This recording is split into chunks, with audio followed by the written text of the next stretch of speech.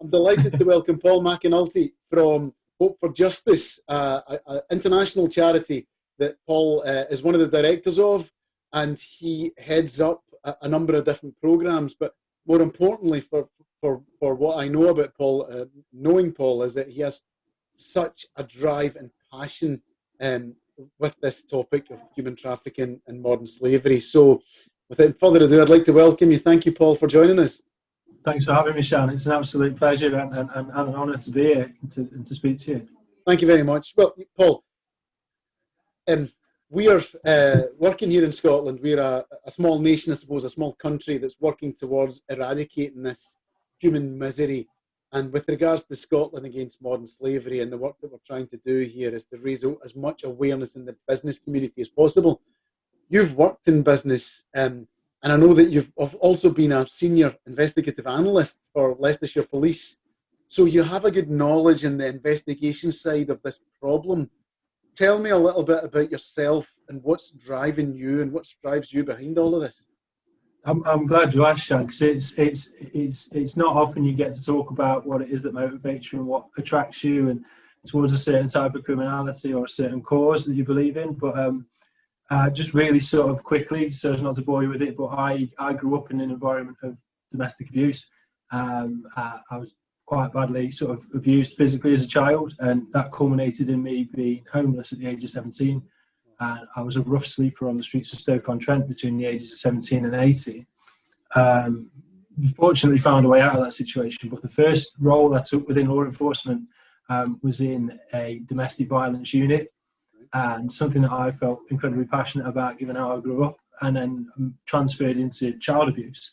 And it was from there really that I moved into child exploitation, serious organised crime, and then started to pick up more and more modern slavery investigations. And it was there I started to see this change in me is how I saw vulnerability. And I think to a point I kind of saw vulnerability as something that happens to other people. And a lot of police officers will tell you this.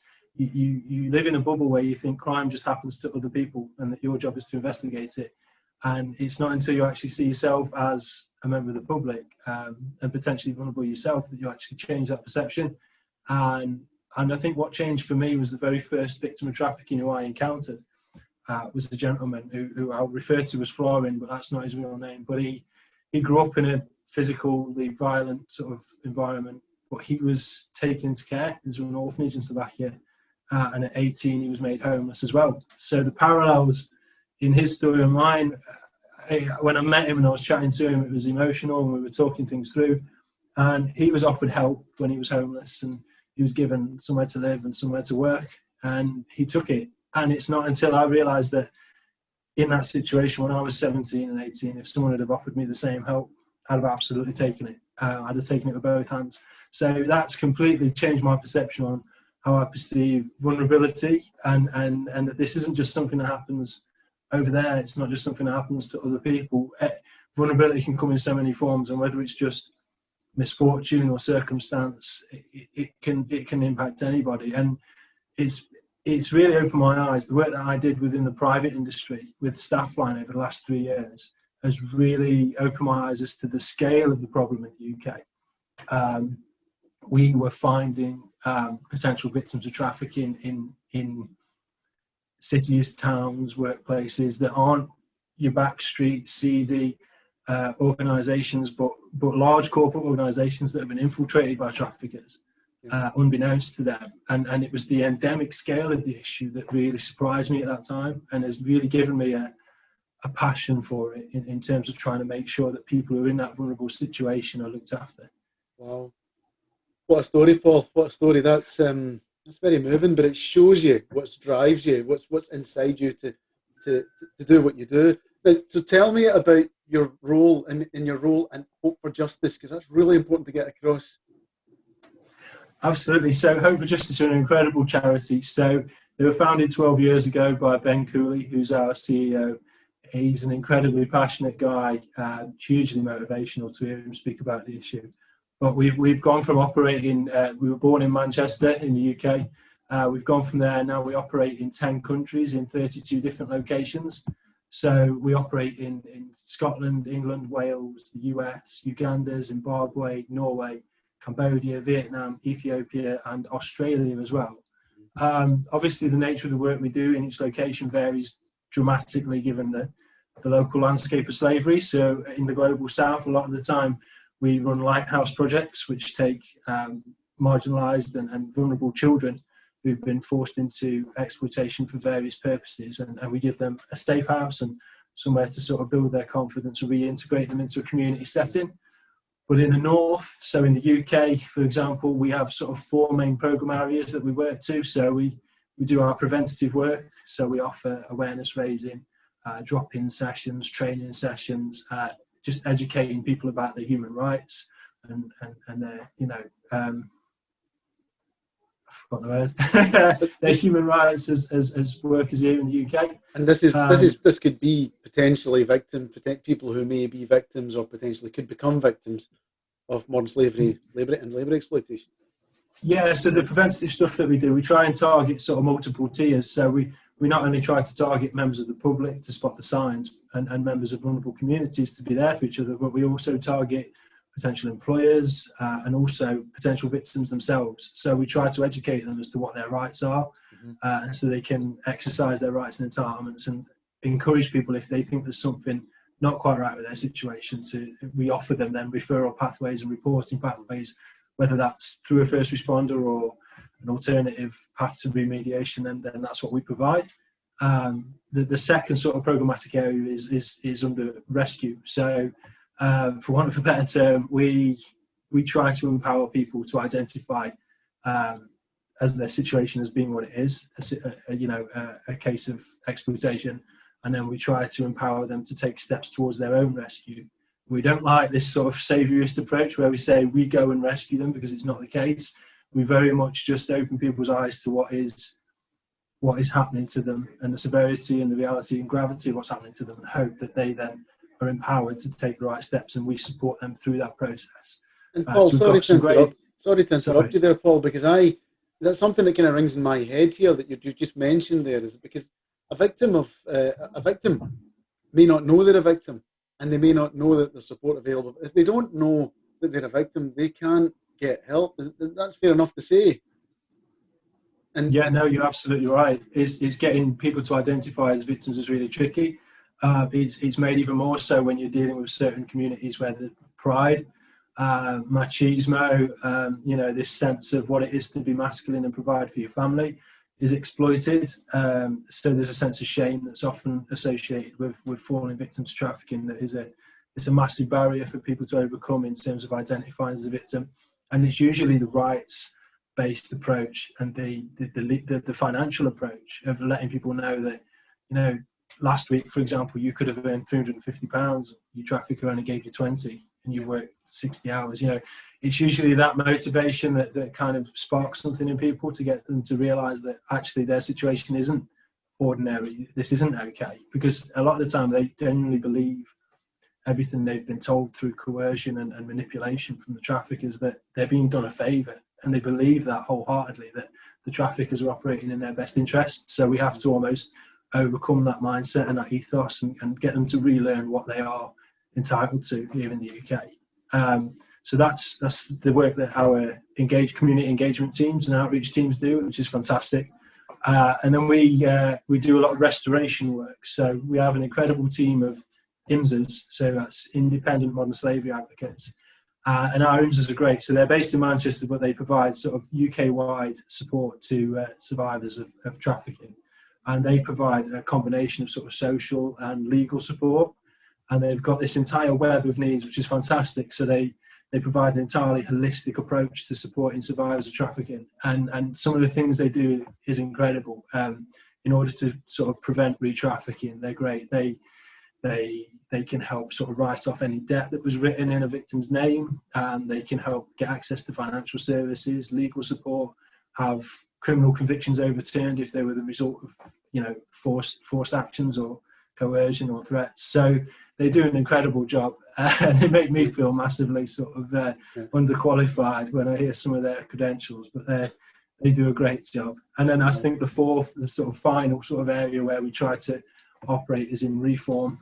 So we try and take all this learning that we're taking from the front line and all this experience and the voice of every survivor we work with, and we try and sort of transpose that into reform, which can come in different forms. It can be pushing for legislative reform, or it can be industrial reform within a specific industry. So say, recruitment industry or agriculture or warehousing logistics. We can take good examples of best practice and we can use our sort of scale and influence to say, look, this is what these guys are doing. We think this works really well within your industry. And there's been some great examples within the financial sector of helping survivors to get access to financial services to get back on track. So we kind of use those relationships and partnerships and try to influence and reform for the good. So for the benefit of the wider sector as well as for survivors. So yeah, it's a lot different to what we do in different parts of the country, but it's equally deeply rewarding. So. And there's a bit to say that there's a genuine reward there, then, isn't it? You're right in the heart of actually helping, support, prevent everything. Couple all that around together. That's phenomenal. So fantastic work. And thank you. Maybe can I just, I'll maybe go into the kind of Scotland element of this, because this is Scotland against modern slavery. This is here in Scotland, we've seen it's a growing issue. The amount of victims rescued in 2019 are way up. 125% more victims rescued, 512 compared to 207, I think it is, in 2018. There is that's the ones who were rescued, and there's expected there's a lot more in the country. And I think there's a part to me that says that, are we doing enough, and can I do more? And that's what drives me, to keep raising awareness about this and seeing how we can help. And I suppose this is what drives Scotland against modern slavery. We're in a country like Scotland, I believe that, there's a population of around 6 million people. We can work together. The business community can work together and share good practice, share intelligence, and I genuinely think we've got an opportunity to make it a slave-free country, if that makes sense. I don't know how, I know, Paul, that in your role, it's encompassing a lot more. Do you think we could do more? Do you think we should, as a country, we could be working together more cohesively? Or tell me about your thoughts on that. No, absolutely. I think my experiences of the last 3 years within the recruitment industry and working with some large-scale labour users, and also within the sort of commercial arm of Hope for Justice. So we have an organisation called Slave Free Alliance, who they work within the private industry to help businesses identify the risk of slavery within their business, to do some gap analysis and to put in place, mitigating sort of processes to help mitigate the risk, but also some escalation and remediation processes. So if the worst does happen and you do identify victims in your supply chain and in your workforce, what can you do to not only escalate that appropriately so that the victim receives the support they need, but how can you remediate for that victim? How can you provide for them? Because arguably what we're talking about here is a duty. We all have a duty of care to look out for each other, and I feel like businesses are well placed, and collaboration is an absolute must. So we can't have these business relationships anymore where we think it's okay for us to bully one another, throw our weight around and push responsibility back and forth like it's a time bomb, because it just doesn't make for good human rights processes. I think the best case for any potential victim of trafficking is where we work in collaboration. So if you were to take that relationship of a labour provider and labour user, for example, if people just want to pass the book in terms of whose responsibility it is to do human rights due diligence with your workforce, sit them down, ask them some welfare questions, ask them how they're doing, then slavery can thrive in your business because nobody's looking after your workforce. They're coming to work every day, spending between 8 and 12 hours in your workplace, and during that time, not one person is saying, "Are you okay?" And that's as simple as it needs to be. Sometimes I think we fall into this trap because modern slavery is such a pandemic concern that we think there's a dark art to investigating it, and that there's some kind of science to spotting victims, and there is, and there's a right and wrong way to engage with vulnerable people, and you have to make sure that you do no harm and don't do anything that puts them in increased risk of jeopardy. But it is sometimes as simple as just sitting down with a person and saying, "Is everything okay?" And I think there's a great man called Shane Tyler who I often quote in situations where he said that we should no longer look for the presence of abnormal, we should look for the absence of normal. Mm-hmm. And I've never heard it put so much, so well in all my time, because we have colleagues that we work with every day who we work closely with, who share a language with us, who we know about their children, what school they go to, we know how old they are, we know what their hobbies are. Yet we have entire workforces where we don't know any of these things about them, and it's impossible for us to spot if anything's amiss and if they're struggling. And I think it can be as simple as just a basic human rights protocol to just look after the welfare of your staff, whether that's within HR or operations or whatever part of your business wants to pick this up. You can do more to make sure that your workforce is looked after, and working collaboratively is the key to that, rather than trying to pass that responsibility. And you've mentioned there, and I mean, that's really good pointers. And I think, I'm going to just pick up on something that you mentioned there about vulnerability and victims, and potential about a victim. So I've been, personally been involved in investigating what maybe look like, or I've been asked as well, is this a case of modern slavery or labour exploitation? How do we approach a victim? Because if you do suspect that, here's maybe just ask you outright, if you suspect that there's something going on in the workplace, on the shop floor, in the factory, or warehouse, or wherever it may be, construction site, if you approach that victim and just put your arm around and say, right, what's happening here? Are you okay? This could actually make it more difficult for them, couldn't it? So what advice would you give to businesses out there, or people on the front line, first line managers and management in businesses, about if you suspect something's wrong, what should you do? So there are some incredible sort of resources at your disposal. So there are charities like Hope for Justice. There's resources like the Modern Slavery Helpline, which is fantastic.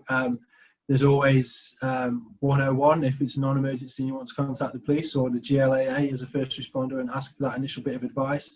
But I think in those early stages, I think if you've not got any kind of sort of formal disclosure from somebody, it can be as simple as just having a strong welfare process within your organisation. So if you can mask your interest in a particular individual as being business as normal. So if you're taking all of your workers to one side routinely and saying, is everything okay? And not just singling out this one particular individual, then ultimately people will be confident, you'll build rapport, you'll build trust, and potential victims will open up to you and tell you their story. They're not always tough nuts to crack. Sometimes they just haven't had anyone care. Sometimes it's a little bit more tricky, but I think the first question in any sort of escalation process is it safe for me to speak to this person? And I think there are often cases where the traffickers are also employed in the same workplace as the victims, and you have to worry about how visible it is if you're going to go take people off the shop floor and take them into a HR office. You have to ask that question. Is any kind of intervention at this stage going to increase the level of jeopardy and risk that these guys are in, and am I going to do more harm than good? So in those situations, there are incredible charities and first responders on hand to give advice. But my first sort of bit of advice in those situations, I've been in those situations myself, and it is always better to intervene for the right reasons than to just sort of disregard it because you're scared of doing harm. Because ultimately, if you do nothing, sort of inaction is impotence. So I would always say, as long as you've got these processes in place and you can mask your interest in the individual as something routine. So you say, no, we just take all our workers to one side. You've worked with us for X number of months now, so it's time for this regular HR checkup. How are you doing? And make sure you have a private, safe space where you can engage with people, and you've got access to interpretation services, counselling services, and that you've got the support of a charity or a first responder on standby if you need it. Absolutely. Brilliant advice and guidance, Paul. Before we finish, your Sean Tyler quote again. Can you give me that quote, please? Shane Tyler. Yeah, Shane Tyler. So it's fantastic. He's we always end up at the same. Back when we could meet properly, face to face, we would always see him to cross paths at anti-slavery network events, and we had these red flags, which is things within the recruitment industry that red flags to spot potential cases of trafficking, and they're incredible. They're things like houses of multiple occupancy, or people sharing next of kin, or bank details, or phone. They're great. but they're not always present. I think, only in really severe cases do you encounter a victim who is malnourished or disheveled or in need of medical or dental treatment. A lot of the time, the traffickers know that if they want to get work out of their victims, they need to keep them healthy. They need to keep them working.